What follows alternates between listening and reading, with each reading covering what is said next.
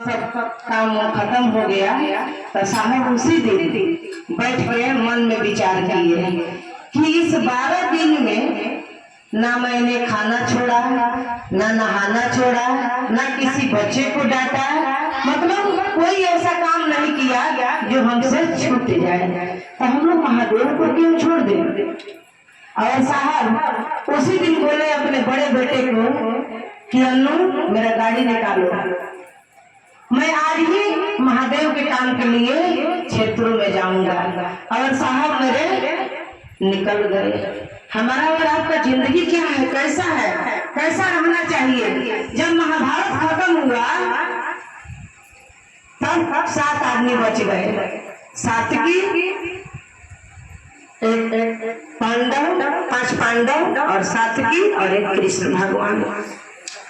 भीष्म पितामह तीर के सैया पर सोए थे और अर्जुन बोले कृष्ण भगवान से कि चलिए थोड़ा भीष्म पितामह से मिल के आते हैं।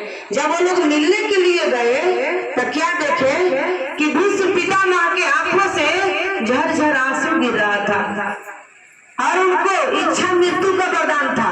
वो जब चाहते तब अपना प्राण त्याग सकते थे, लेकिन नहीं त्यागे। क्यों?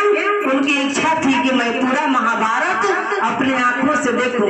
देखिए तीर के सैया पर सोए हैं, कितना दर्द है। उसके बाद भी जब तक 18 दिन का महाभारत चला, जब तक महाभारत खत्म नहीं हुआ तब तक भीष्म पितामह उसी आंख से देखते रहे। आंख से आंसू गिर रहा था तो अर्जुन कह रहे हैं कृष्ण भगवान से कि माधव, भीष्म पितामह को तो इच्छा मृत्यु का वरदान है, फिर क्यों मृत्यु का भय इनको सता रहा है? क्यों इनके आंखों से आंसू गिर रहा है?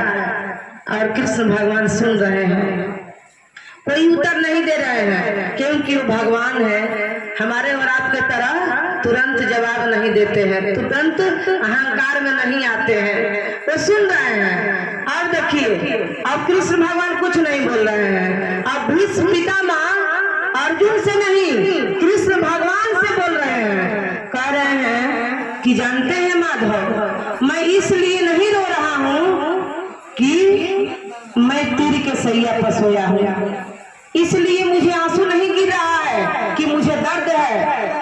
मैं जब चाहूँ तब अपना प्राण त्याग सकता हूँ, लेकिन मैं इसलिए रो रहा हूँ, इसलिए मेरे आंखों से आंसू गिर रहा है कि जब से महाभारत शुरू हुआ तब से आप स्वयं भगवान परमात्मा आप पांडवों के साथ में हैं, लेकिन दुखों के घड़ी रुकने की नाम नहीं ले रही है।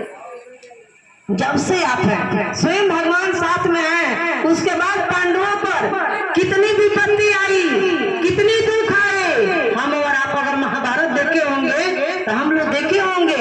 इससे साहब क्या उदाहरण दिए कि हमारा और आपका जीवन क्या है, यही है कि रास्ते में चलेंगे तो दुख आएगा, सुख आएगा, कहीं अच्छा रास्ता मिलेगा, कहीं खराब मिलेगा।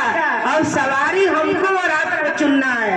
ट्रैक्टर खड़ी है और स्कॉर्पियो खड़ा है, अब आप ट्रैक्टर पर चढ़िएगा कि स्कॉर्पियो पर चढ़िएगा? साहब ने बोले कि आप ट्रैक्टर पर चढ़िएगा तो आपको धक्का लगेगा, कमर टेढ़ी हो जाएगी, और वही अगर स्कॉर्पियो पर चढ़िएगा तो आपको धक्का तो लगेगा लेकिन कमर टेढ़ी नहीं होगी। हम लोग का जीवन में दुख आएगा, पहाड़ जैसा आएगा, लेकिन सरसों बन के निकल जाएगा। दुख तो होगा लेकिन महसूस नहीं होगा। अब हमको और आपको चाहिए कि हम लोग क्या सवारी चुन रहे हैं। साहब दिए हैं शिव का सवारी, शिव की सवारी चुन रहे हैं या ट्रैक्टर की सवारी चुन रहे हैं। शिव का शिष्टा क्या है? हाईटेक पूजा।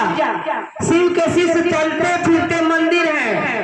आप अगर एक महादेव के चेला से बात कर लीजिए और एक आम आदमी से बात कीजिए, क्योंकि संस्कृताएं में बात करने वाले के मन नीचे की तरफ जाता है और विराट के बात करने वाला का मन विराट होता है। तो महादेव के शिष्य से मिलिएगा, कहिएगा क्या हाल है दीदी, आप तो बड़ी मस्त है दीदी। साहब के दया से, महादेव के आशीर्वाद से बड़ी सुंदर हम लोग का जिंदगी कट रहा है, कट भी रहा है, बहुत सुंदर। इतने गर्मी में अगर महादेव आके खड़े हो जाए आपके सामने और भोग और मोक्ष दोनों दे दे तो आप लोग क्या चुनिएगा? भोग मोक्ष चुनिएगा कि महादेव को चुनिएगा? महादेव को। महादेव के चेला अगर होगा तो महादेव को चुनेगा, और हम और आप भी कहेंगे कि हम लोग इस भोग को भी भोग लेंगे, चाहे कितना हो गर्मी हो, महादेव के चेला उस गर्मी को भोग लेगा। अरे मंजिल मुझे ना मिले ना मिले, मुझे इसका गम नहीं, अब मंजिल के जुस्तजू में मेरा कर्मा तो है। हे महादेव, आप हमको अपना शिष्य मानते हैं कि नहीं मानते हैं हम नहीं जानते हैं, लेकिन मैं आपको अपना गुरु मानती हूँ, और जब तक सांसें चलेगी तब तक मैं मानती रहूंगी। आप अपना काम करा लीजिए, शिष्य ना समझ कोई बात नहीं। अरे तेरे काम तो आने दे महादेव। तो महादेव के काम हम लोग का शरीर आए। आइए, इतना ही चर्चा।